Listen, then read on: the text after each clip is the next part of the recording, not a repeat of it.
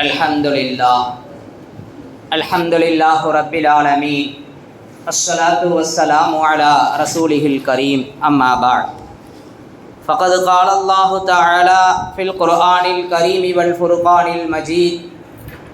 A'udhu billahi minash shaitanir rajim. Bismillahir rahmanir rahim.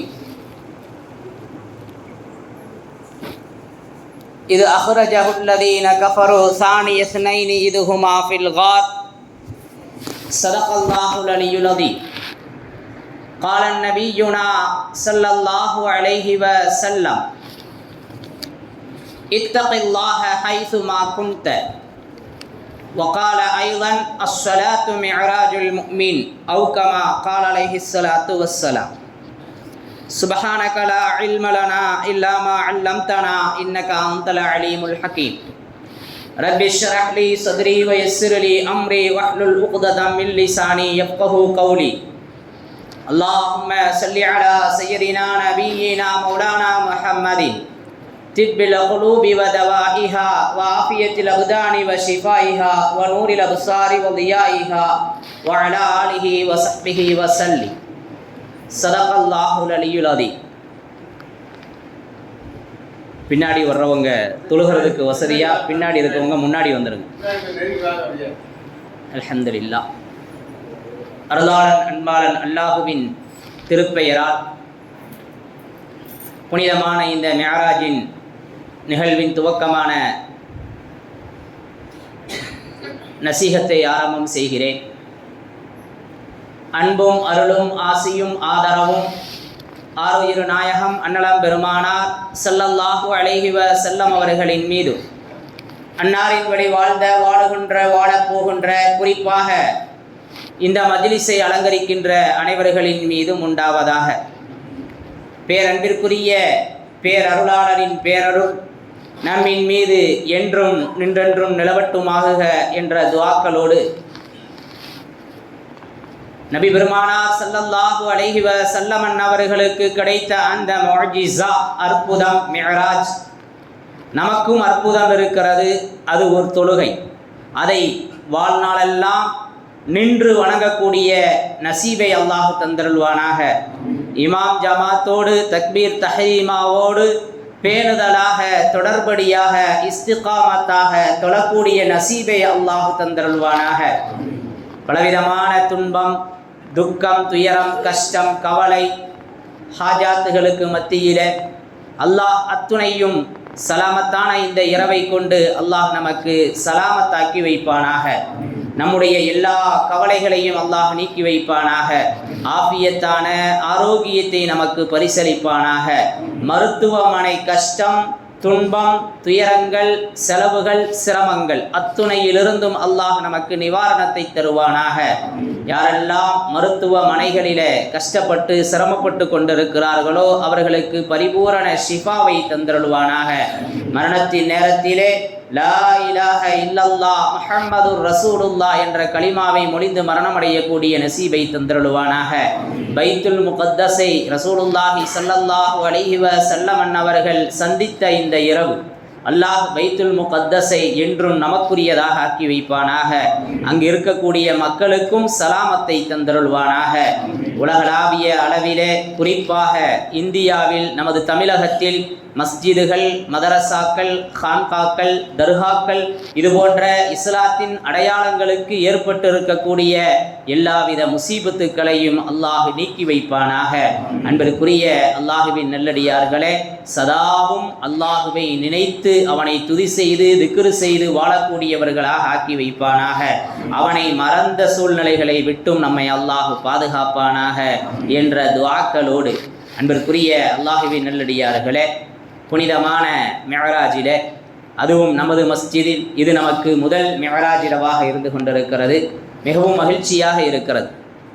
அல்ஹம்துலில்லாஹ். இன்று இருக்கக்கூடிய இந்த மஸ்ஜிதின் மீதான அந்த நேசத்தை அல்லாஹ் நம்முடைய மௌத்து வரை ஆக்கி வைக்க வேண்டும் என்று மீண்டும் ஒரு அற்புத அழகிய துஆக்களோடு அல்லாஹ் நம்மை மஸ்ஜிதோடு இணைந்திருக்கக்கூடிய சூழ்நிலையை ஏற்படுத்தி தருவானாக.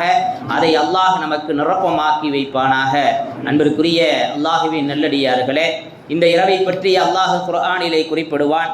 சுப்ஹானல்லதி அஸ்ரா பி அப்திஹி லைலம் மினல் மஸ்ஜிதில் ஹராம் இலல் மஸ்ஜிதில் அக்ஸா.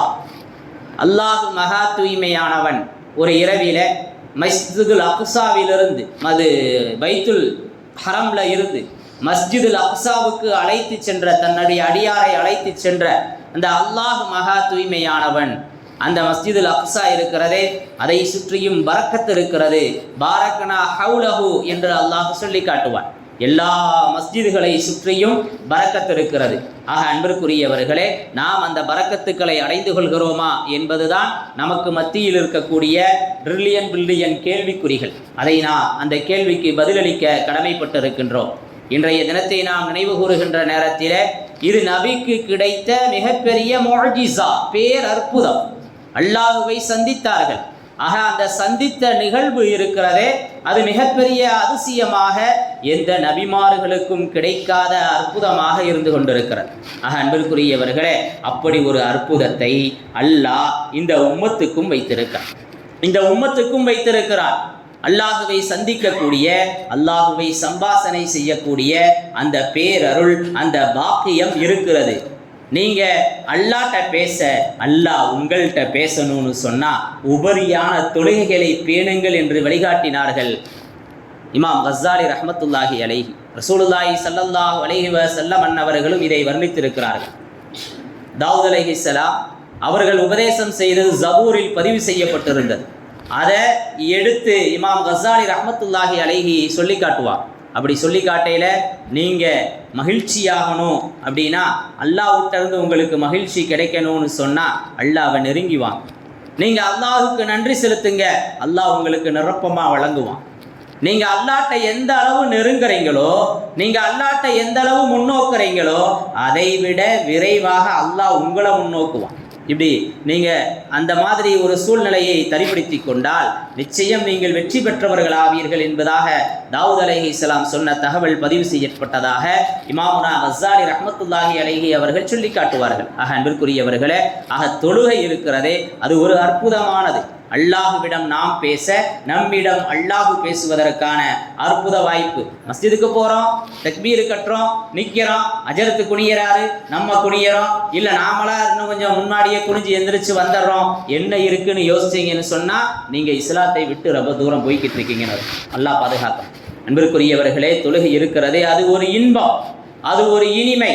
அதை அடைந்து கொள்வதற்கு முயற்சி செய்ய வேண்டும். பிரியாணியினுடைய டேஸ்ட் ருசித்ததனால் அதை மீண்டும் நாவு தேடுகிறது. என்று புது விதமான அந்த ஜாக்ஃப்ரூட், அந்த உணவுகள், அந்த உணவுகளின் மீது தேட்டம் ஏற்படுகிறது. அதனுடைய சுவையை நாவு சுவைத்திருக்கிறது. அதுபோல மஸ்ஜிதுக்கு வந்து தொழுது அல்லாஹுவை நெருங்க வேண்டும். அல்லாஹுவை நெருங்க அதனுடைய சுவையை நாம் உணரக்கூடியவர்களாக இருக்கலாம். அன்பிற்குரியவர்களே, அந்த சுவை எப்படி இருக்கும்னு சொன்னால் அது சலாமத்தான வாழ்வை பெற்றுத்தரும். இன்றைய இந்த இரவின் மூலம் நாம் பெற வேண்டிய படிப்பினைகளும் பாடங்களிலே முதன்மையானது சலாமத்தான வாழ்வு என்பது. மிஅராஜை பற்றி அதிகமாக நாம் கேள்விப்பட்டிருப்போம். 7 வானத்திற்கு போனாங்க ரசூலுல்லாஹி ஸல்லல்லாஹு அலைஹி வஸல்லம். ஹரமில் படுத்திருந்தாங்க. அவங்களுடைய மாமி உம்முஹானி ரலியல்லாஹு தஆலா அன்ஹா அவர்களுடைய இல்லத்தில் இருந்தாங்க. அங்கேருந்து பைத்துல் முகத்தஸுக்கு போனாங்க. அங்கே ஒட்டகத்தை கட்டி வச்சாங்க. அங்கே நபிமார்களுக்கு தொலை வைத்தார்கள். அதற்கு பின்பு ஜிப்ரைல் அலைஹிஸ்ஸலாம் 7 வானத்தை கடந்து அல்லாஹ்வுடைய அர்ஷ் வரைக்கும் கூட்டுட்டு போனாங்க. ஒவ்வொரு வானத்திலையும் ஒரு நபிமார்களை சந்திச்சாங்க.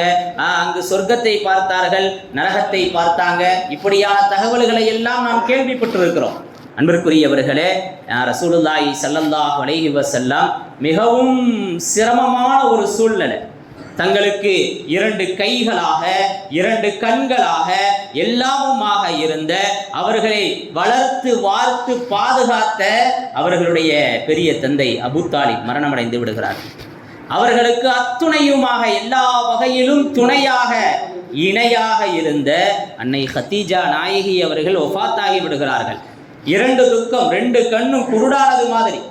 இப்படிப்பட்ட இந்த கஷ்டமான சூழ்நிலையில, சிரமமான இந்த சூழ்நிலையில அல்லாஹ் அவங்க தாயிஃபுக்கு போறாங்க. அங்கேயும் கல்லடி சொல்லடி பட்டு ரத்தம் சொட்ட இவர் ஒரு பைத்தியக்காரர் என்று சொல்லி சிறு பிள்ளைகள் எல்லாம் அவர்களை கல்லெறிந்து துரத்துகிறது. அப்படி தாயிஃபிலிருந்து வெளியே வந்து வர்ற சூழ்நிலையில தான் அல்லாஹ் சொன்னா, இந்த மலையை உங்களுக்கு நான் தங்கமாக்கி தர்றேன் அப்படின்னு. அதெல்லாம் வேணாம், இந்த மலையை நான் அப்படி இருக்கிறவா அப்படின்னு கேட்டான். அதுவும் வேணாம் அப்படின்னு சொல்லி ரசூலுல்லாஹி ஸல்லல்லாஹு அலைஹி வஸல்லம், இவங்க ஈமான் கொள்ளலண்டா இவங்களுக்கு பின்னாடி வரக்கூடிய சந்ததிகள் ஈமான் கொள்வார்கள் என்று சொல்லி ரசூலுல்லாஹி ஸல்லல்லாஹு அலைஹி வஸல்லம் அந்த தண்டனையிலிருந்து பாதுகாத்தான். அல்லாஹ்வுடைய கிருபை, அவர்களுடைய தேட்டம், அதற்கு பின்பு வரக்கூடிய சந்ததிகள் எல்லாம் இஸ்லாத்திற்கு வரக்கூடிய ஒரு சூழ்நிலையை அல்லாஹ் ஏற்படுத்தி தந்தான். இப்படி கஷ்டத்திற்கு மேல் கஷ்டம், துன்பத்திற்கு மேல் துன்பம், சொல்லடி கல்லடி அத்துணையும் பட்டார்கள். அல்லாஹ், நீங்க இருக்கிற மார்க்கம்தான் உண்மையானது, இஸ்லாம் உண்மையானது, சொர்க்கம் நன்மை செஞ்சா சொர்க்கம் கிடைக்கும்னு சொல்றீங்க, சுவனத்து நன்மாராயம் கூறுகிறீர்கள், உங்களுக்கு சொர்க்கத்திலே பேரித்த மரம் நடப்படுகிறது என்று சொல்கிறீர்கள், அதுவெல்லாம் உண்மை என்பதை கண்ணால் நீங்கள் பார்த்தால் உங்கள் ஈமான் இன்னும் அழகு பெறும் என்று சொல்லி ரசூலுல்லாஹி ஸல்லல்லாஹு அலைஹி வஸல்லத்தை தன்னகத்திலே அழைக்கிறார். அல்லாஹ் அவனுடைய காட்சியை அவங்களுக்கு கொடுத்தான். அல்லாஹ்விற்கு முன்பு அமர்ந்து சம்பாஷணை செய்தார்கள், பேசினார்கள். ஆக இந்த நிகழ்வுகளை எல்லாம் நாம் கேட்டிருக்கிறோம் அன்பிற்குரியவர்களே. ஆக இப்படிப்பட்ட ஒரு கஷ்டத்திற்கு பின்பு ரசூலுல்லாஹி ஸல்லல்லாஹு அலைஹி வஸல்லத்திற்கு இன்பத்தை அல்லாஹ், இன்ன மஅல் உஸ்ரி யுஸ்ரா, ஒரு கஷ்டத்திற்கு பின்பு நிச்சயமாக லேசு இருக்கிறது என்பதாக அல்லாஹ் தனது மறையிலே சொல்லி காட்டுகிறார். அதே போல்தான் அவர்களுடைய வாழ்க்கையை அல்லாஹ் ஆக்கி வைத்திருந்தார். ஆக நமக்கும் அந்த பாக்கியம் இருக்கிறது. நமக்கு ஏதாவது ஒரு கஷ்டம், துன்பம், அதற்கு பின்பு அல்லாஹ் லேச தருவான். அந்த நேரத்தில் நாம பொறுமை காக்கணும். பொறுமைக்குரிய அந்த உள்ளம் கிடைப்பதுதான் சலாமத்தான வாழ்வு. அன்பிற்குரியவர்களே, சலாமத்துனா நமக்கு நல்லதே நடக்கணும் அப்படின்னு நாம நினைச்சுக்கிட்டு இருக்கிறோம். நமக்கு நல்லதே நடக்கணும் நாம நினைச்சிருக்கிற ஒரு வகை சலாமத்து, அது உண்மைதான். எல்லா வகையிலையும் நம்ம கஷ்டமாயிடக்கூடாது அப்படின்னு நினைக்கிறது. நல்ல வீடு கிடைக்கணும், நல்ல மனைவி கிடைக்கணும், நம்ம சொல்றதை நம்ம பிள்ளை கேட்கணும், நாம வச்சிருக்கிற வியாபாரத்துல நாம செய்யற தொழில்துறையில வரக்கத்தா இருக்கணும், நஷ்டம் வந்துடக்கூடாது, இப்படி எல்லாம் சலாமத்தா இருக்கணும் அப்படின்னு நாம நினைக்கிறோம். இது ஒரு வகையான சலாமத். இன்னொரு வகையான சலாமத்து இருக்கிறது. மிக பெரிய ஒரு கஷ்டம், ரூஹு போகக்கூடிய சூழ்நிலை, அப்ப கூட உள்ளம் குளுமையடைந்து கிடக்கும், பதட்டப்படாது, அமைதியா இருக்கும், எதை பத்தையும் சலனப்படாது.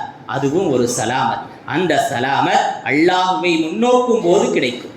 அல்லாஹுவை முன்னோக்கும் போது மிக பாரமான விஷயங்கள் கூட மிகவும் தூசி போல தெரிந்து நிம்மதியான வாழ்க்கைக்குரியவர்களாக நாம் இருப்போம். அன்பிற்குரியவர்களே, ரசூலுல்லாஹி ஸல்லல்லாஹு அலைஹி வஸல்லம் அவர்களுடைய அந்த வாழ்விலும் சரி, அதற்கு பின்பு சஹாபாக்களுடைய அந்த வாழ்வு, தாபியீன்கள், அதற்கு பின்பு வாழ்ந்த நிறைய அன்பர்கள், இறைநேச செல்வர்கள் அந்த சலாமத்தை, அந்த உள்ள குளுமையை உணர்ந்திருக்கிறார்கள். வரலாறு நிறைய சான்று பகர்கிறது. அன்பிற்குரியவர்களே, அபி முஅல்லக் அன்சாரி என்று சொல்லக்கூடிய ஒரு சஹாபி, அவர்களுடைய குன்னியத், ஒரு அன்சாரி சஹாபி, மதீனத்து சஹாபி. அவர்களுக்கு ஒரு புனைப்பெயர் அபி முஅல்லக்னு சொல்லி. அவர் ஒரு வியாபாரியா இருந்தார். அவர் ஒரு வியாபாரி, வெளிநாடுகளுக்கு வியாபாரத்திற்காக போய் வரக்கூடிய அந்த சூழ்நிலை இருந்தது. இப்படி அடிக்கடி அவர் வெளியில போயிட்டு வருவார். அப்படி வெளியில போயிட்டு வர்ற ஒரு சூழ்நிலையில வியாபாரத்துக்காக போயிட்டு வர்றாரு. வர்ற வழியில ஒரு கொள்ளைக்காரன் அவர்களை பிடிச்சிடறான். அவர்களை பிடித்து அவர்களிடத்தில் இருக்கக்கூடிய பொருட்கள், உடைமைகள், வியாபாரம் அத்துணையையும் அவன் அபகரித்துக் கொள்கிறான். பிறகு இறுதியா உன்னைய நான் கொலை செய்யணும் அப்படின்னு சொல்றான். இப்போ அந்த அபி முல்லக் இந்த சஹாபி கேட்குறாங்க, நீ தான் என் பொருட்களை எல்லாம் அபகரித்து கொண்டாய், அத்துணை உடைமைகளையும் எடுத்துக்கிட்ட, அப்போ என்னைய விற்ற வேண்டியதானப்பா, ஏன்பா என்னைய கொல்ல போறேன்னு சொல்ற அப்படின்னு அந்த அபி முல்லக் அந்த அன்சாரி சஹாபி கேட்குறாங்க. இப்போ அவன் சொன்னா, என்னுடைய வளமை பொருட்களையும் எடுத்துக்கிடுவேன், அந்த ஆளையும் கொன்றுவேன், ஒரு தடையவும் வைக்க மாட்டேன், நான் என் வளமை அது, நான் உன்னைய கொல்லத்தான் செய்வேன் அப்படின்ட்டான். அப்படியா, சரி, என்னைய கொல்லணும்னு நீ முடிவு பண்ணிட்ட, அப்போ எனக்கு கொஞ்சம் அவகாசம் கொடு, நான் ஒரு 4 ரக்காஅத்து தொழுதுக்கிறேன், நான் ஒரு 4 ரக்காஅத்து தொழுதுக்கிறேன், எனக்கு கொஞ்சம் அவகாசம் கொடு அப்படின்னு சொல்லி அந்த சஹாபி கேட்க, இப்போ அந்த சஹாபிக்கு அந்த கொள்ளைக்காரன் அனுமதி கொடுக்குறான். இப்போ இவங்க ஒழு செய்துட்டு தக்பீர் கட்டி 4 ரக்காஅத்து தொழுகிறாங்க. தொழுது முடிச்சுட்டு சலாம் கொடுத்துட்டு அல்லாஹ்ட்ட துவா கேட்குறாங்க. அல்லாஹ்ட்ட துவா கேட்குறாங்க, யா அல்லாஹ், அரிசின் கண் கீர்த்தி மிகுந்த அரிசின் அதிபதியே, வதூதே, கிருபையாளனே, இரக்கமானவனே, அன்பானவனே, நீ நினைத்த காரியத்தை நீ எப்படி நினைக்கிறையோ அப்படி செஞ்சு முடிக்கிறவனே. நாம நிறைய காரியத்தை நினைப்போம், ஆனால் நாம் நினச்ச மாதிரியே செய்ய முடியாது. சில விஷயங்கள் அதை விட நல்லாவே நடந்து முடிஞ்சிடும். நம்ம நினச்சதை விட சிறப்பாயிரும். நான் எதிர்பார்க்கவே இல்லைன்னு சொல்லுவோம். ஆக அப்படித்தான் நடக்கும். ஆனால் அல்லாஹ் என்ன நினைக்கிறானோ அதை அப்படியே நடத்திடுவான். இப்போ அப்படி கேட்குறார், நீ என்ன நினைக்கிறையோ அதை நீ அப்படியே நடத்திடுவ. அப்படிப்பட்ட தகுதி மிக்கவனே, குதிரத்துள்ளவனே, எனக்கு இந்த அபயத்திலிருந்து வெற்றியை கொடு, இந்த கொள்ளக்காரன்ட்ட இருந்து எனக்கு பாதுகாப்பை கொடு, இந்த கொள்ளக்காரன்ட்ட இருந்து எனக்கு பாதுகாப்பை கொடு அப்படின்னு அவர் துவா கேட்கிறார். துவா கேட்டு முடிச்சுட்டு அவர் திரும்பி பார்க்கறாரு. அந்த கொள்ளைக்காரன் கொலையாக கிடக்கிறான், இறந்து போய் கிடக்கிறான். பக்கத்தில் ஒருத்தர் வாளை வச்சுக்கிட்டு நிற்கிறார். பக்கத்தில் ஒருத்தர் வாளை வைத்து கொண்டு நிற்கிறார். அவன் கொலை செய்யப்பட்டு கிடக்கிறான். இவர் பார்த்துட்டு, நீங்கள் யாரு அப்படின்னு கேட்குறார். நீங்கள் யாரு? நான் மலக்கு, 4வது வானத்தில் இருக்கிற மலக்கு. நீங்கள் யா வதூதுன்னு சொன்னீங்க, 4வது வானமே குலுங்கிருச்சு. நீங்கள் சொன்ன அல்லாஹுடைய அந்த திருநாமம் யா வதூத் என்று அழைத்தீர்களே, அதை கேட்டு அரிசி நடுங்கியது. கீர்த்தி மிகுந்த அரிசின் அதிபதியே அப்படின்னு நீங்க சொன்னீங்க. 2வது வானம் நடுங்கியது. 2வது வானம் நடுங்கியது. அனைத்திற்கும் நீ என்ன நினைக்கிறையோ அதை அப்படியே செய்வதற்கு நீ தகுதி உள்ளவன், சக்தி உள்ளவன் சொன்ன உடனே அல்லாஹ் என்னைய கூப்பிட்டான். என் அடியான் அங்கே ஏதோ கஷ்டம் போல, ஏதோ நெருக்கடியில் இருக்கிறான், அவனுக்கு போய் நீ உதவி செய்யன்னு சொன்ன. நான் இங்கு வந்தேன், இவர் உங்களை கொலை செய்ய காத்திருந்தார், அவரை நான் கொன்னுட்டேன் அப்படின்னு சொல்லிட்டு அவர் போயிட்டார். அப்படின்னு சொல்லிட்டு அவர் போயிடுறார். இதை அறிவிக்கிற சஹாபி சொல்லுவாங்க, இப்படித்தான் யாராவது தொழுது இந்த துஆவை, இந்த வார்த்தைகளை சொல்லி துஆ கேட்டால் அவர்களுக்கு அபயம் கிடைக்கும், பாதுகாப்பு கிடைக்கும்னு சொல்லி காட்டுவான். அன்பிற்குரியவர்களே, கொலை செய்ய தயாராக இருக்கிறாரு. நாம இருந்தால் என்ன செய்வோம்? அவர்கிட்ட இருந்து எப்படா தப்பிச்சு ஓடுறதுன்னு யோசிப்போம். விரண்டு ஓடுவதற்கான ஏதாவது வழி இருக்கிறதா? அவருடைய கண் திசை கொஞ்சம் மாறுகிறதா? அல்லது அவர் கொஞ்சம் அசட்டையா இருக்காரா? அவர்கிட்ட இருக்கிற வாழை கத்தியை பிடுங்கிடலாம், இப்படி எல்லாம் யோசிப்போம். அதான நம்ம இது ஒரு ஆபத்து, அதிலிருந்து அந்த நேரத்தில் எப்படி நாம் தப்பிக்கிறது அப்படின்னு யோசிப்போம். ஆனால் இவர் சொன்னார், 2 ரக்காஅத்து தொழுகணும், உயிர் போக போகுது. தக்பீர் கட்டினா கூட குத்துறதுக்கு வாய்ப்பு இருக்குது. ஆனால் அவருடைய உள்ளம் குளுமையாக இருந்தது, நிம்மதியாக இருந்தது, சாந்தியாக இருந்தது, சலாமத்தாக இருந்தது. அவர் அல்லாஹுவை நேசித்தார், அல்லாஹுவை முன்னோக்கினார். அல்லாஹ் அவர்களுக்கு அப்படிப்பட்ட சிரமமான சூழ்நிலையில கூட உள்ளத்தை குளுமைப்படுத்தினார், உள்ளத்தை நிம்மதியடைய செய்தான், உள்ளத்தில் அமைதியை கொடுத்தான். இப்படி நிறைய சொல்லலாம். இதற்குரியவர்களே, ரசூலுல்லாஹி ஸல்லல்லாஹு அலைஹி வஸல்லத்தினுடைய வாழ்க்கையில் மக்காலிருந்து மதீனாவுக்கு ஹிஜ்ரத் போகிறார். மதீனாவுக்கு ஹிஜ்ரத்து போகையில் அபூபக்கர் சித்திக் நாயகத்தை உடன் அழைச்சிக்கிட்டாங்க. அவங்க போய் சவுரு குகையில் தங்குறாங்க. சவுரு குகையில் தங்கையில் அங்கே போகையில் இவர்களுடைய தலைக்கு 100 ஒட்டகம் பரிசு. முகமது ஊரை விட்டு போறாரு. யார் அவரை பிடித்து வருகிறார்களோ அவர்களுக்கு 100 ஒட்டகம் பரிசு. ஒட்டகை மிக மதிப்பு மிக்கது. உங்களுக்கு ஒரு பஸ் கிடைக்கும்னு சொன்னா எப்படி இருக்கும் யோசிச்சு பாருங்க. உங்களுக்கு ஒரு பஸ் கிஃப்ட் கிடைக்கும். இவரை பிடிச்சி கொடுத்துட்டா ஒரு பஸ்ன்னு சொன்னாலே நாம் என்ன செய்வோம்? எங்கடா அவர் இருப்பார்னு தேடிட்டு இருப்போம். எப்படியாவது இப்போதானே பார்த்தேன் அவரை, கொஞ்ச நேரத்துக்கு முன்னாடி என்கிட்ட பேசிட்டு போனாரே, சுலபமா இல்லையா? இப்போ அதே மாதிரி 100 பஸ் கிடைக்குது, 100 வாகனம். இப்போ 100 ஒட்டகண்ட உடனே எல்லா மக்களும் தேட ஆரம்பிச்சிட்டாங்க. பக்கிற பக்கமெல்லாம் முகமதை தேடுறாங்க. அத்தனை பேர் கண்ணையும் அல்லாஹ் மண்ணை தூவி போட்டான். நீதியின் பக்கம் இருந்தோம்னா அல்லாஹ் அதை நடத்தி காட்டுவான். ரசூலுல்லாஹி ஸல்லல்லாஹு அலைஹி வஸல்லத்தை அழைச்சிக்கிட்டு வர்றாங்க. மாற்று வழியை தேர்ந்தெடுத்தான். எல்லாரும் போகிற வழியில் போனால் கண்டுபிடிச்சிருவாங்கன்னு சொல்லி வேறு வழியாக மக்காலிருந்து மதீனாவுக்கு போகிறதுக்கு முயற்சி பண்ணாங்க. அப்படி போகக்கூடிய அந்த சூழ்நிலையில், போகின்ற அந்த நேரத்தில் வேறு வழியில் போய் மலை மேலே ஏறி போகிறாங்க.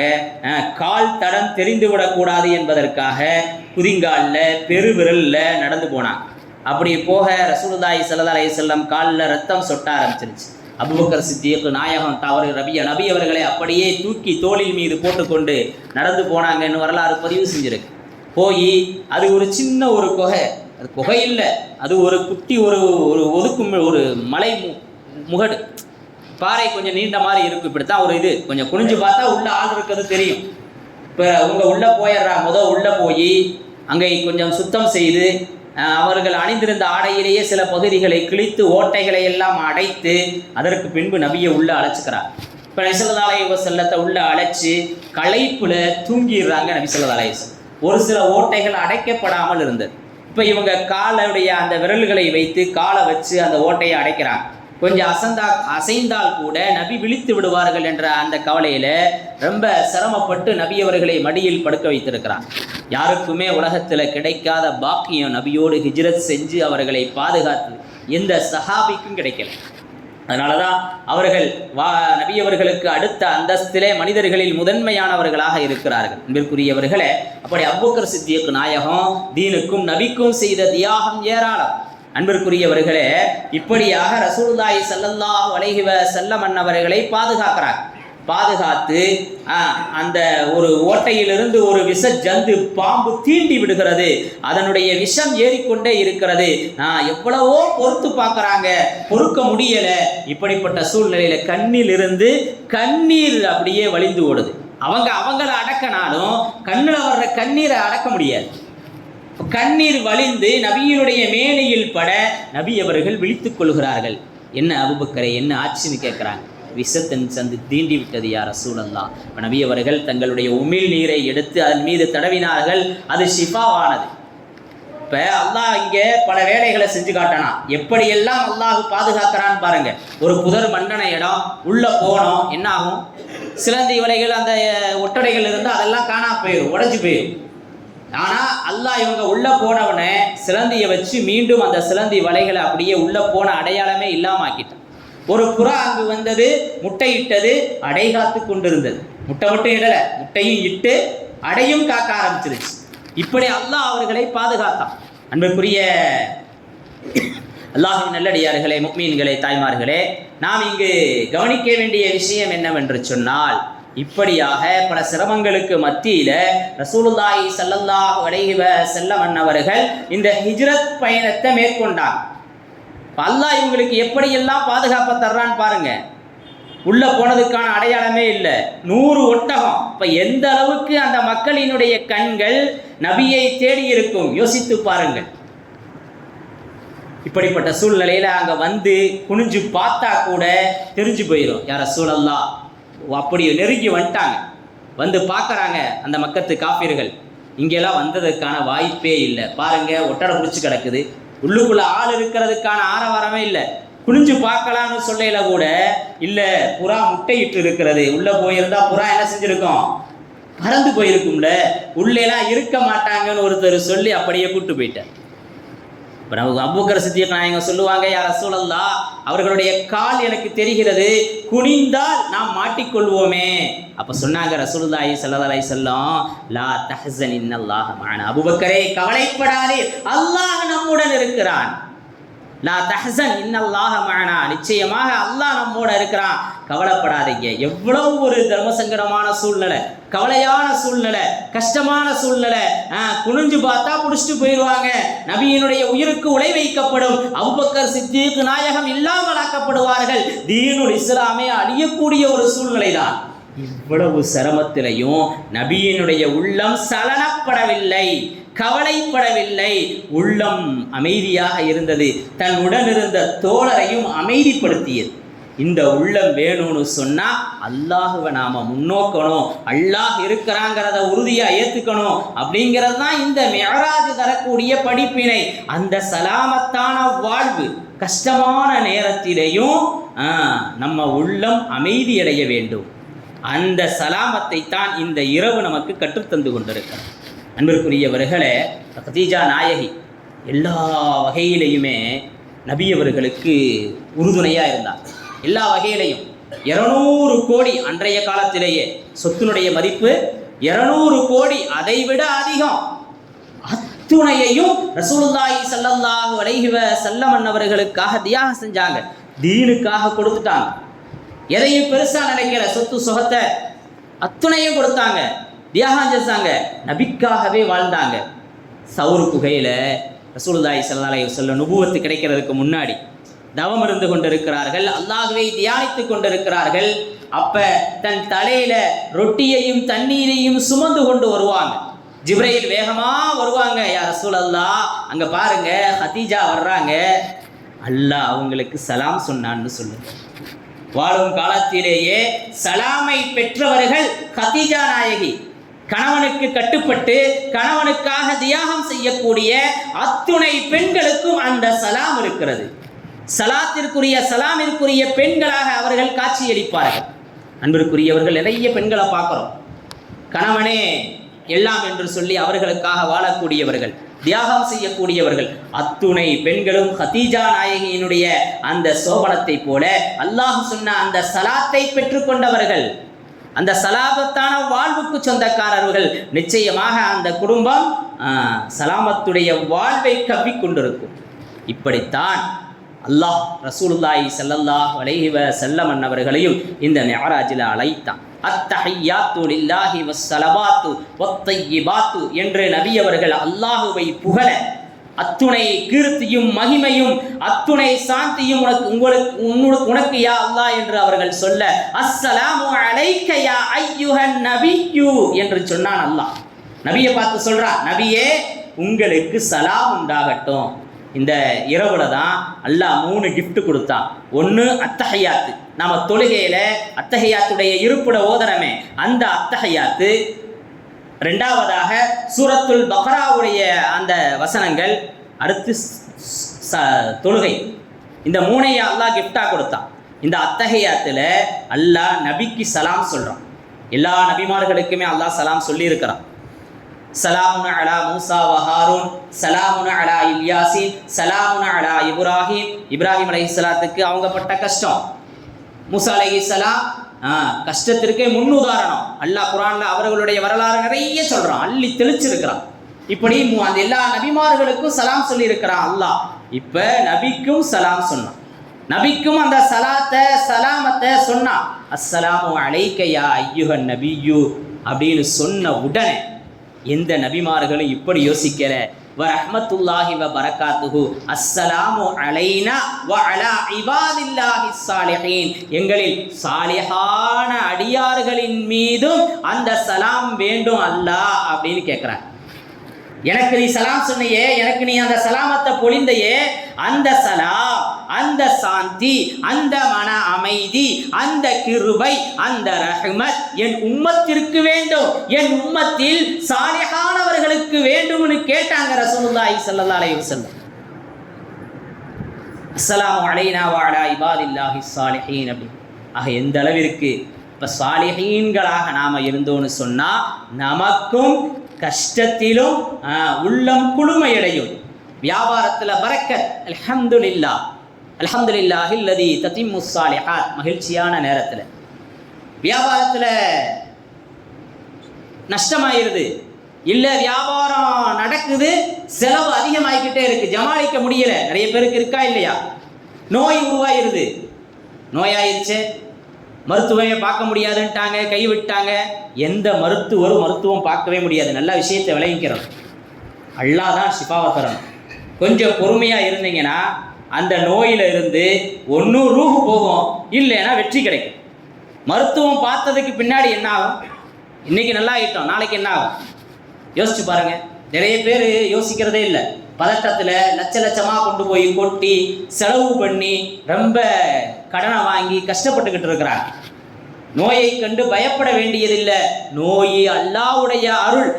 தன்னுடைய நேசர்களுக்கு அல்லாஹ் கிஃப்டாக கொடுக்குறான் நோயை.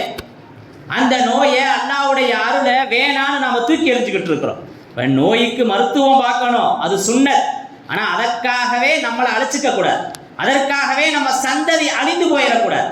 இன்றைக்கி நிறைய பேர் அப்படியான சூழ்நிலைகளில் இருக்கிறாங்க. கொஞ்சம் உட்காந்து யோசித்து பார்த்தா ஒன்றுமே கிடையாது. அல்லாஹ் நாடியதை தவிர வேறு எது நடக்காது. ஒரு வருஷங்கள் அவருக்கு நல்லா இருப்பார், அடுத்த வருஷம் என்ன யோசிச்சு பாருங்க. என்னைக்கா இருந்தாலும் அவர் என்ன செய்யணும்? மௌத்தாகணும் தான். அவருக்கான தவணை எப்போ இருக்கோ அப்போ மௌத்தாயிருவார். உண்மையா இல்லையா? ஒருத்தருக்கு 4 வயசுலேயும் மரணம் வந்துடுது, 40 வயசுலேயும் வருது, 80 வயசுலேயும் மரணம் வருது. கடைசி வரைக்கும் மருத்துவமே பார்த்தது இல்லைங்க, ஒரு மாத்திரை கூட போட்டது இல்லைங்க. சமீபத்தில் ஒருத்தர் வஃபாத் ஆகிட்டார், திடீர்னு இறந்து போயிடுறாரு. ஒரு மாத்திரை கூட அவர் போட்டதில்லை, ஆஸ்பத்திரிக்கே போனதில்லை. என் வீட்டில் வந்து இருந்தார். திடீர்னு முடியலை, காய்ச்ச, சரி ஹாஸ்பிட்டலுக்கு கூப்பிட்டு போனால் மௌத்தாயிட்டார் அப்படின்னு சொன்னார். ஆஸ்பத்திரிக்கே போனதில்லை. அப்படியெல்லாம் வாழ்கிறாங்க. நீங்கள் ரோட்டில் எத்தனையோ யாசகர்கள் இருக்கிறாங்களா இல்லையா? அவங்கெல்லாம் ரொம்ப கிழவனாகி எல்லாம் வாழ்ந்துக்கிட்டு தான் இருக்கிறாங்க. எந்த மருத்துவத்தை தேடுறாங்க, எந்த நோய் இருக்குன்னு பார்க்குறாங்க. யோசிச்சு பாருங்கள். இன்றைக்கி மருத்துவம் தான் உலக ஆண்டுக்கிட்டு இருக்குது. அதனால் அந்த சூழ்நிலை தான் நம்மளை வழி நடத்திக்கிட்டு இருக்குது. முடியலைன்னா உடனே ஊசி போடணும், முடியலைன்னா உடனே மாத்திரையை சாப்பிடணும்னு. ஆக மருத்துவம் பார்க்கணும், 3 நாளைக்கு வெயிட் பண்ணணும். அதனால் மருத்துவத்திற்காக நம்மளை அழிச்சிக்க கூடாது. இன்றைக்கி நிறைய பேர் அழிச்சுக்கிறாங்க. அல்லாஹ் பாதுகாக்கட்டும். கைர் அல்ஹம்துலில்லாஹ்.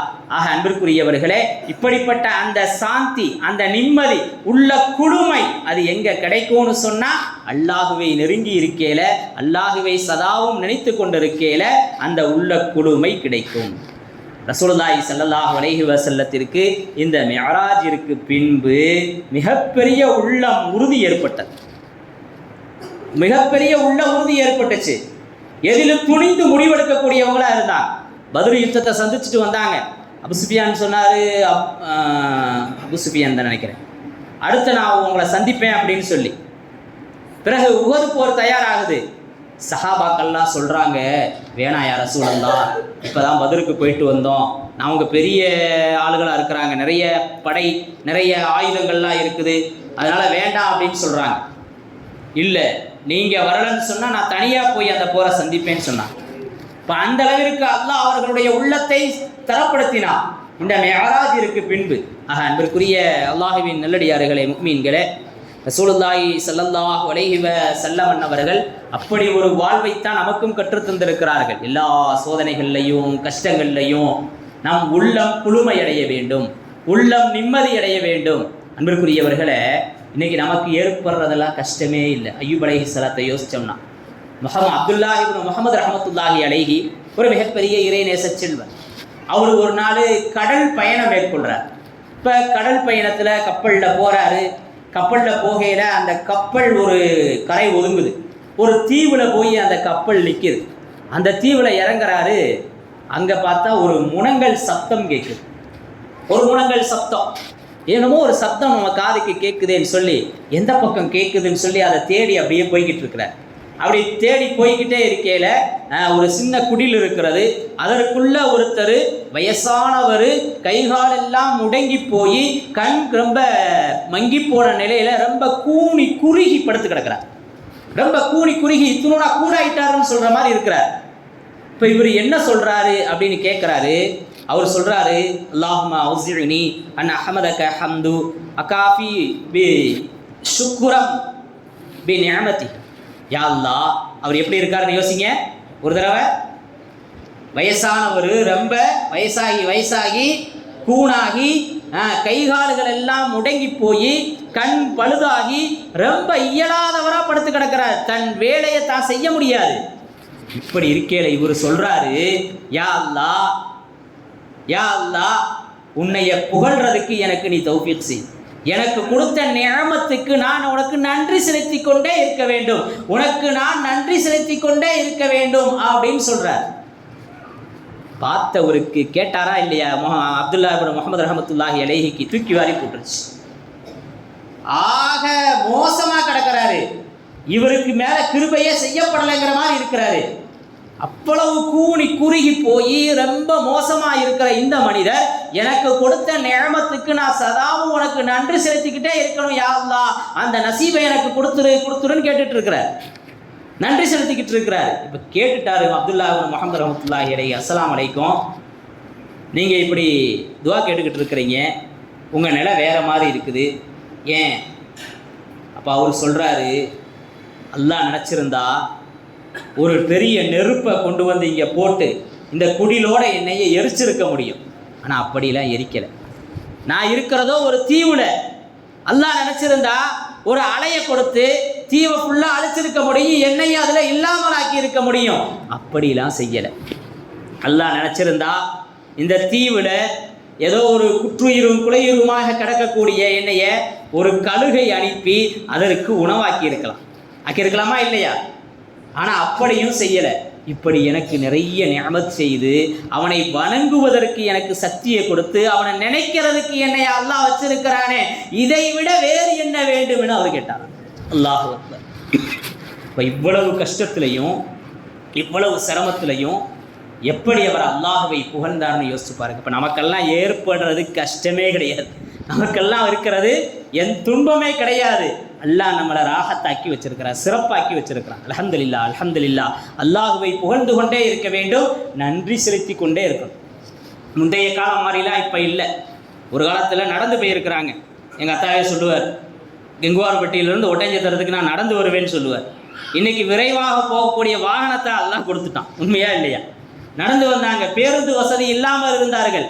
இன்னைக்கு நினைத்த உடனே இப்போ இங்கே பேசிக்கிட்டு இருக்கிறோம், காலையில் ஏதாவது ஒரு நாட்டில் போய் இருக்க முடியும் நம்மளால். அந்த அளவுக்கு வாகன வசதிகள் ஏற்பட்டிருக்கிறது. இங்கே உட்காந்துக்கிட்டே அமெரிக்காவில் என்ன நடக்குதுங்கிற தகவல்கள் அப்படியே நேரடியாக பார்க்கக்கூடிய ஒரு சூழ்நிலை. ஏதாவது ஒரு மௌத்துனா தந்தி அனுப்புவாங்க, இல்லை மௌத்தா போயிட்டாருன்னு 15 நாள் கழிச்சு தான் தகவல் தெரியும். இப்படியெல்லாம் சூழ்நிலைகள் இருந்தன. மௌத்து ரூஹு போகிறத வெளிநாட்டில் உட்காந்து பார்த்துக்கிட்டே இருக்கிறோம். நம்ம இருக்கா இல்லையா? இப்படி யோசிச்சோன்னு சொன்னால் அல்லாஹ் நமக்கு நிறைய நிஅமத் செஞ்சுருக்கிறான். அந்த வசதிகளையும் நாம் அனுபவிக்கிறவ. எனக்கெல்லாம் கஷ்டங்க, நான் ரொம்ப சிரமத்தில் இருக்கிறேன், யாருமே சொல்ல முடியாது. அல்லாஹ் அந்த அளவுக்கு நிரப்பமாக்கி வச்சிருக்கிறான்னு விளங்குது நமக்கு. கைர் அல்ஹம்துலில்லாஹ். வாழும் காலமெல்லாம் அல்லாஹ் அப்படி ஒரு நிஅமத்தை தந்தருள்வானாக. அந்த நிஅமத்திற்கு நன்றி செலுத்தக்கூடியவர்களாகவும் ஆக்கி வைப்பானாக.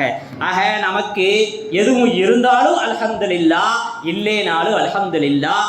ஏன்னா நம்மளை வழி நடத்துறவன் நமக்கு அல்லாஹ் இருக்கிறான். லா தஹஸன் இன்னல்லாஹ மஅனா. திருமணம் ஆனாலும் அல்ஹம்துலில்லாஹ், ஆகலேனாலும் அல்ஹம்துலில்லாஹ். திருமணம் ஆச்சு, குழந்தை பிறந்தாலும் அல்ஹம்துலில்லாஹ், பிறக்கலேனாலும் அல்ஹம்துலில்லாஹ். இதுதான் ஒரு முஃமினுடைய வாழ்வு, இதுதான் ஒரு முஃமினுடைய சிந்தனை.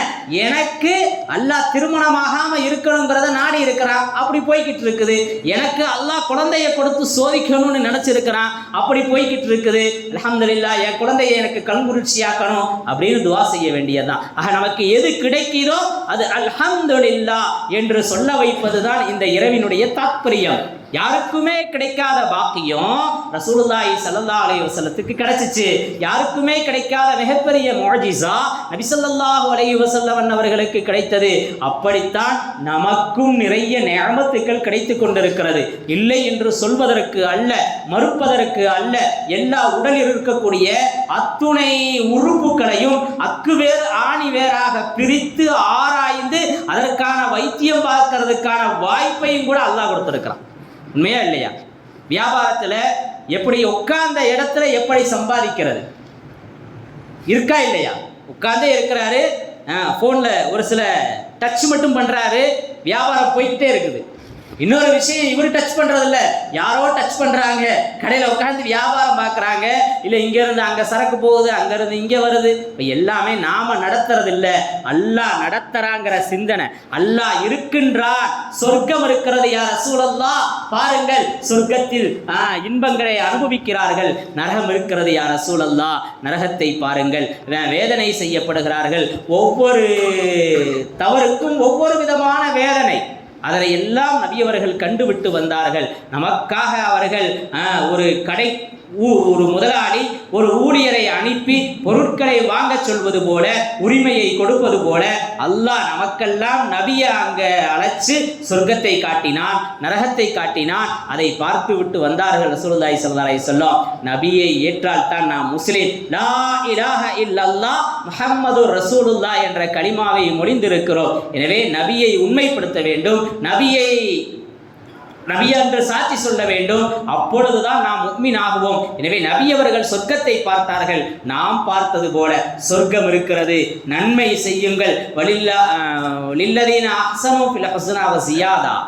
அழகிய ஒரு நன்மை, அழகிய முன்மாதிரி. நன்மை செய்வோருக்கு அல்லாஹ் அதை விட அதிகப்படுத்தி தர்றான். தீமை செய்யறவங்களுக்கு அல்லாஹ் தண்டனையை பாக்கியா வச்சிருக்கிறான். அல்லாஹ் நம்மளை பாதுகாக்கணும்.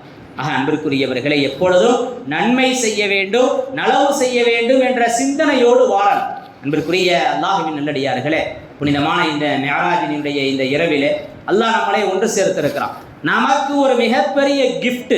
ஏன்னா ஒரு மஸ்ஜித் இருக்கிறது என்று சொன்னால் பாரக்னா ஹவுலஹு, அதை சுற்றி பரக்கத் இறங்கிக் கொண்டே இருக்கிறது. அந்த மஸ்ஜிதுக்கு அருகில் நம்மை வாழ வைத்திருக்கிறான் என்று சொன்னால் பரக்கத்தை சுற்றி நம்மளை வாழ வச்சிருக்கிறான். நாம பரக்கத்தை தேடி போக வேண்டியதில்லை, நம்மின் மீது இறங்கிக் கொண்டே இருக்கும். அதை பெற்றுக்கொள்கிறோமாங்கிறதா இங்கே மிகப்பெரிய கேள்விக்குறி. பாங்கு சொல்லப்படுகிறது, எத்தனையோ இடங்கள்ல பாங்கு சொல்ல முடியலை, உண்மையா இல்லையா? ஆனால் நமக்கு வெளியே பாங்கு சொல்லக்கூடிய ஒரு பாக்கியம் கிடைச்சிருக்கு, உண்மையா இல்லை? யோசிச்சு பாருங்க, கொஞ்சம் யோசித்து பாருங்கள். நம்ம பகுதிகளில் கூட மஸ்ஜிதை கட்டிட்டு வெளியில் பாங்கு சொல்கிறதுக்கு முடியாமல் இருந்துகிட்ருக்கிறார். நம்ம ஆரம்பித்தோம், அது அல்லாஹ்வுடைய ஏற்பாடு. மைக்கை கொண்டு வந்து கட்ட வச்சான், அல்லாஹ் அங்கே சொல்ல வச்சா, நம்ம வீட்டில் உட்காந்துட்டு நம்ம காதில் அல்லாஹு அக்பர்னு கேட்க வச்சிருக்கிறான். ஆனால் எத்துணை நபர்கள் அந்த அல்லாஹு அக்பருக்கு பதில் சொல்கிறோம்? நாம் நினைக்கிற, ஆனால் அவனுடைய நியமத்தை நம்மின் மீது பொழிந்து கொண்டிருக்கிறார். குறிப்பாக இந்த பகுதி மக்களின் மீது பொழிஞ்சு கொண்டிருக்கிறான் அல்லாஹ். அதுதான் இது, அதனுடைய வெளிப்பாடு தான் இது. 25 வருஷம் 30 வருஷம் ஆக போகுது. அப்பெல்லாம் இல்லாத ஒரு சூழ்நிலையை அல்லாஹ் இப்போ கொடுத்துருக்கிறான். எனவே அல்லாஹ்வுடைய நியமத்தை நாம் உணரணும், அல்லாஹ்வுடைய அந்த கிஃப்டை நாம் உணரணும், விளங்கணும்.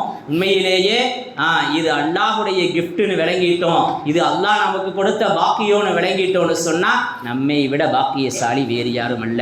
அப்படி விளங்குறதுக்கு கூட அல்லாஹ்வுடைய அருள் வேணும். எதுவுமே அல்லாஹ்வுடைய அருள் இல்லாமல் நடக்காது.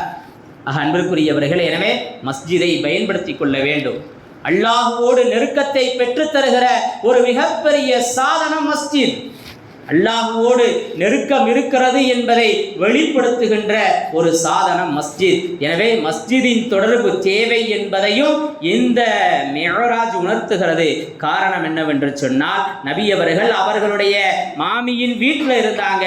அங்கே இருந்து அவர்களை வாகனத்தில் புறாக்கில் அழைச்சிட்டு போகப்பட்டது பைத்துல் முகத்தஸுக்கு. இஸ்லாத்தினுடைய முதல் பள்ளி பைத்துல் முகத்தஸுக்கு தான் அழைச்சிட்டு போனாங்க. அங்கே போய் நபிமார்களுக்கு தொலை வச்சார். இப்போ அவர்களுடைய ஒரு முஅஜிஸா, ஒரு அற்புத பயணம், அல்லாஹுவை சந்திக்கின்ற அந்த பயணம். அந்த பயணத்தின் முதல் வேளை மஸ்ஜிதில் போய் தொழுது. இப்போ மஸ்ஜிதுங்கிறது ஒரு முஃமினுடைய வாழ்வில் பிரிக்க முடியாத ஒரு பகுதி. ஒவ்வொரு நாளும் வேளை அல்ல, அதையும் தாண்டி அதிகமாக மஸ்ஜிதோடு கழிக்கணும். ஆனால் இன்றைக்கி நாம் எப்படி மஸ்ஜிதில் நெருங்கி இருக்கிறோங்கிறத இந்த நேரத்தில் கொஞ்சம் சிந்தித்து பார்க்க கடமைப்பட்டிருக்கின்றோம். நமக்கு கடன் தீரணும், கவலை நீங்கணும், நோய் நீங்கணும், அதற்கெல்லாம் வேற்று ஒரு சூழ்நிலையை தேடிக்கொண்டிருக்கிறோம். மருத்துவமனைக்கு போகிறோம், கடையை போய் திறந்து வச்சு உட்கார்றோம். இப்படி நாம் மாற்று வழிகளை தேடுகிறோம். அதுவெல்லாம் உலகத்தினுடைய இயல்பு காரணம். ஆனால் அதுவே அல்ல நோக்கம். முதலில் அல்லாஹ்வை முன்னோக்கணும். அல்லாஹ்ட்ட நாம முன்னோக்கி அவனிடத்தில் தேவையை கேட்டால் நிச்சயம் அல்லாஹ் அதை கபூல் செஞ்சிருவான். அன்பிற்குரியவர்களே, அபு முஅல்லக்ங்கிற அந்த சஹாபிக்கு அல்லாஹ் கொடுத்தானா இல்லையா? பத்ரு யுத்தம், ரசூலுல்லாஹி ஸல்லல்லாஹு அலைஹி வஸல்லம் சஜ்தால வீழ்ந்து யா ஹய்யு யா கய்யூம், யா ஹய்யு யா கய்யூம் அப்படின்னு சொல்லி கேட்டுக்கிட்டே இருந்தாங்க.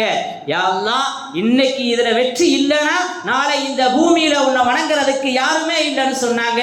உதவி செய்பவன் நீதான், யா ஹய்யு யா கய்யூம், உயிரானவனே நிலையானவனே அப்படின்னு சொல்லி அந்த இஸ்முல் அலம்னு வர்ணிக்கப்படக்கூடிய அந்த யா ஹய்யு யா கய்யூமை சொல்லி துவா செஞ்சாங்க. அல்லாஹ்ட்ட உதவி தேடினாங்க. மிகப்பெரிய வெற்றியை தந்தான். இஸ்லாத்தினுடைய மிகப்பெரிய மாற்று ஒரு முன்னேற்றம் பத்ரு யுத்தகலம். பத்ருல வெற்றியை கொடுத்தா ரொம்ப கொஞ்சம் சொற்பம், 313 பேர் தான் இஸ்லாத்திய அந்த சஹாபிகள். ஆனால் எதிரிகள் 1000 பேர். வெற்றி எங்கே கிடைக்கும்? யோசிச்சு பாருங்க, வெற்றி எங்கே கிடைக்கும்? இன்னைக்கும் கூட நீங்களாம் சிறுபான்மையினர் அப்படின்னு சொல்லி நசுக்கப்படுகிறோம். ஆனால் சிறுபான்மையினருடன் அல்லாஹ் இருக்கிறான். வெற்றி நமக்கு என்றும் கிடைக்கும், பயப்பட வேண்டியது இல்லை. யார் என்ன சொன்னாலும் நமக்கு வெற்றி உண்டு. ஏன்னா நாம் இருக்கிறது உண்மை மார்க்கம். அந்த உண்மை மார்க்கத்தை நபிக்கு அல்லாஹ் உண்மைப்படுத்திய இரவு தான் இந்த மிஅராஜ். நபி ஸல்லல்லாஹு அலைஹி வஸல்லம் அல்லாஹ்வை சொல்லிக்கிட்டே இருந்தாங்க. நபி ஸல்லல்லாஹு அலைஹி வஸல்லம் சொர்க்கத்தை நன்மாராயம் கூறினாங்க. ஆனால் அப்பெல்லாம் தொழுகணுங்கிறது வணங்கணுங்கிற இந்த முறையெல்லாம் இல்லை. அல்லாஹ்வை எடுத்து சொல்கிறது, அல்லாஹ்வை அறிவிக்கிறது, இதுதான் அவங்க வேலையாக இருந்துச்சு. ஆனால் அல்லாஹ் யாருங்கிறத இவங்க பார்க்கல. இப்போ அல்லாஹ் என்ன செஞ்சான்? மிஅராஜில் தன்னோட அழைச்சு சம்பாஷணை செய்தார். ஒரு வில் இன்னொரு வில்லினுடைய அந்த முனை இரண்டும் எப்படி இருக்குமோ அப்படி அவங்க பேசுறாங்கன்னு வர்ணிக்கப்படுகிறது. சரி, அல்ஹம்துலில்லாஹ். அன்பிற்குரிய அல்லாஹ்வின் நல்லடியார்களே, புனிதமான இந்த இரவிலே நாம் அதை விளங்கிக் கொள்ளக்கூடிய நசீபை அல்லாஹ் தந்தருள்வானாக. அன்பிற்குரியவர்களே, இப்போ இரண்டாவதாக விளங்க வேண்டிய ஒரு விஷயம், ஒன்று சலாமத்தான வாழ்க்கை அமையணும், அதை நோக்கி நாம பயணிக்கணும். அதாவது அந்த பயணத்துல அல்லாஹுவை நம்ம உள்ளத்துல ஆழமா பதிய வைக்கணும் ஒன்று. ரெண்டாவது, அல்லாஹுவை நாம பார்க்கணும். அல்லாஹுவை நாம பார்க்கணும். அல்லாஹுவை சாதாரணமாக பார்க்க முடியுமா? அல்லாஹ்வை சாதாரணமாக பார்க்க முடியுமா? மூசா அலைஹிஸ்ஸலாம் ஆசைப்பட்டாங்க. மூசா அலைஹிஸ்ஸலாம், யா அல்லாஹ் நான் உன்னைய பார்க்கணும்னு சொன்னாங்க. அல்லாஹ் சொன்னா அது முடியாதுப்பா அப்படின்னு. இல்லை நான் பார்க்கணும் அப்படின்னா என்னுடைய ஒரு ஜுசு, ஒரு சின்ன பகுதி இந்த மலையின் மீது பிரகாசிக்கும், அப்படி பார்த்துக்கன்னு சொல்லல. அந்த மலை சுக்குநூறாகி விட்டது அல்லாஹ்வுடைய அந்த ஜலாலியத்தில், அல்லாஹ்வினுடைய அந்த ஒளியில, பிரகாசத்தில். ஒளி சாதாரண சூரியன் உதிக்குது, நம்ம கண்ணு பார்க்க முடியுதா? பார்க்க முடியறது இல்லை. பார்ப்பதற்கான சக்தி நம்ம கண்ணுக்கு இல்லை. நவீனத்தில், விஞ்ஞானத்தில் கண்ணாடி போட்டுக்கிட்டு ஏதாவது ஒன்று செஞ்சு பார்க்கலான்னு சொல்கிறோம். ஆனால் அதெல்லாம் ஒரு எல்லை தான், அதுக்கு மேலே முடியாது. இப்போ அல்லாஹ்வுடைய நூறு வெளிப்பட்டது ஒரே ஒரு சின்ன ஜுசு, சின்ன பகுதி தான் வெளிப்பட்டுச்சு. மூர்ச்சையாகி விழுந்துட்டாங்க. இப்போ அல்லாஹ்வை பார்க்கணும்னு ஆசைப்பட்ட நபிக்கு அந்த பாக்கியம் கிடைக்கல. மூசா நபி ஸல்லல்லாஹு அலைஹி வஸல்லத்துக்கு அந்த பாக்கியம் கிடைத்தது. தன்னோடு அழைத்து பேசினா, தொழுகையை கிஃப்டாக கொடுத்தா. இந்த வரலாறுகளை எல்லாம் நாம் கேள்விப்பட்டு இருக்கிறோம். 50 ரக்காத்து கொடுத்தான். ஆனால் கடைசியில் 5 மாற்றப்பட்டுச்சு. அந்த 5 சிலருக்கு 1ஆக 2ஆக, இல்லை வாரத்தில் ஒரு நாளாக, இல்லை வருஷத்தில் ஒரு நாளாக சுருங்கி கிடக்குது. அல்லாஹ் பாதுகாக்கணும். உங்களை தொலைவைக்கு முன் நீங்கள் தொழுது கொள்ளுங்கள் என்கின்ற வாசகங்கள் எல்லாம் அற்புதமாக, அழகாக நமக்கு கண்முன் காட்சியளிக்கிறது. ஆனாலும் உலகத்தின் சூழ்நிலை நம்மை மயக்கி வைத்திருக்கிறது. அல்லாஹ் பாதுகாக்கணும். அன்பிற்குரியவர்களே, அல்லாஹுவை பார்க்கணும். அல்லாஹ்வை எப்படி பார்க்கறது? நாம் அல்லாஹ்ட்ட எப்படி பேசுறது? நாம் அல்லாஹ்ட்ட பேசுறதுக்கான வழிதான் குர்ஆன் ஓதுதல். குர்ஆன் ஓதுறதன் மூலம் அல்லாஹ்ட்ட நாம பேசுறோம். குர்ஆன் ஓதுவதன் மூலமாக நாம் அல்லாஹ்விடத்திலே சம்பாஷணை செய்கிறோம். இப்போ அல்லாஹ் நம்மள்கிட்ட பேச, நாம அல்லாஹ்ட்ட பேச, அதற்கான அற்புத வாய்ப்பு தான் நான் ஆரம்பத்திலேயே சொன்னேன், தொழுகை. அதிலும் உபரியான தொழுகை. இங்கே பருள் தொழுகையே தில்லாடிக்கு தாண்டவம் ஆடுது. பருள் தொழுகையே ரொம்ப மோசமாக இருக்குது. இதில் உபரி தொழுகை, நஃபில் தொழுகை எங்கே போகிறது? ஜும்மா தொழுகிற வாரத்தில் ஒரு நாள் இமாம் சலாம் கொடுத்த உடனே எப்படா எஞ்சி போயிடலான்னு போயிடுறோம். உண்மையா இல்லையா? இப்போ சுன்னத்துக்கள் எல்லாம் இல்லாமல் இருக்கிறது. ஹைர், அல்ஹம்துலில்லாஹ். அன்பிற்குரிய அல்லாஹுவின் நல்லடியார்களே, இந்த புனிதமான இரவிலே அல்லாஹுவை சந்திக்கக்கூடிய பாக்கியத்தை அல்லாஹ் நமக்கு தருவானாக. உஜூஹு யௌமைதின் நாதிரா, சில முகங்கள் இருக்கும், அந்த நாளில் பிரகாசமாக இருக்கும் என்று அல்லாஹ் சொல்றான். அல்லாஹுவை பார்த்ததால் அந்த முகம் பிரகாசமா இருக்கும். அல்லாஹுவை பார்த்ததால் அந்த முகம் பிரகாசமா இருக்கும். அல்லாஹ் சுனவாசிகளை பற்றி சொல்லுவான். அல்லாஹ் வஸீகல்லதீன கஃபரு இலா ஜஹன்னம ஸுமரான் 24வது ஜுஸுல ஒரு வசனம். அல்லாஹ் என்ன செய்வானா? சில மனிதர்களுக்காக சொர்க்கத்தை இழுத்துட்டு வந்துடுவான். சொர்க்கத்தை நாம தேடிக்கிட்டு இருக்கிறோம், சொர்க்கத்துக்கு நாம போகணும்னு நினைக்கிறோம். ஆனா சில மனிதர்களுக்கு சொர்க்கம் கட்டி இழுத்து வரப்படும் அவங்கள்ட்ட, அந்த மனிதர்கிட்ட. அப்படி ஒரு மனிதராக நாம இருக்கணும். ஏன்னு சொன்னா அல்லாஹுவை பார்ப்பதற்கான வாய்ப்பை அல்லாஹ் கொடுப்பான். அல்லாஹ்வை பார்த்துக்கிட்டே இருப்பாங்க. அல்லாஹுவை பார்த்து கொண்டு சொர்க்கத்துக்கு வரமாட்டேன்ருவாங்க. அல்லாஹ் என்ன செய்வான்? சொர்க்கத்தை இவங்க இருக்கிறதுக்கு இழுத்துட்டு வந்து அவங்கள உள்ள தள்ளிடுவான். அப்படி ஒரு நன்மக்களாக அல்லாஹ் நம்மளை ஆக்கி வைக்கணும். அப்படி ஒரு சீதேவிகளாக அல்லாஹ் நம்மளை ஆக்கி வைக்கணும். எல்லா கஷ்டங்களிலும் கவலைகளிலும் உள்ளம் குளுமையடைந்தவர்களாக அல்லாஹ் ஆக்கி வைப்பானாக. தொழுகையை பேணக்கூடியவர்களாக ஆக்கி வைப்பானாக. தொழுகையின் மூலம் அல்லாஹுவை உணரக்கூடியவர்களாக அல்லாஹ் ஆக்கி வைப்பானாக. வாழும் காலமெல்லாம் அல்லாஹுவை திக்ரு செய்யக்கூடிய நாவை நமக்கு தந்தருள்வானாக. அல்லாஹுவை மறந்த சூழ்நிலைகளை விட்டும் அல்லாஹ் நம்மை பாதுகாப்பானாக. சொன்னதன் கேட்டதன் பிரகாரம் என்னை அமல் செய்யக்கூடிய நசீபை தர வேண்டும். எல்லா மக்களும் அதன் மூலம் பயன்பெற வேண்டும் என்ற துஆக்களோடு இந்த வார்த்தைகளை நிறைவு செய்கிறேன். வாஹிரு தஅவானா அனில் ஹம்துலில்லாஹி ரப்பில் ஆலமீன். அஸ்ஸலாமு அலைக்கும் வரஹ்மத்துல்லாஹி தஆலா வபரகாத்துஹு.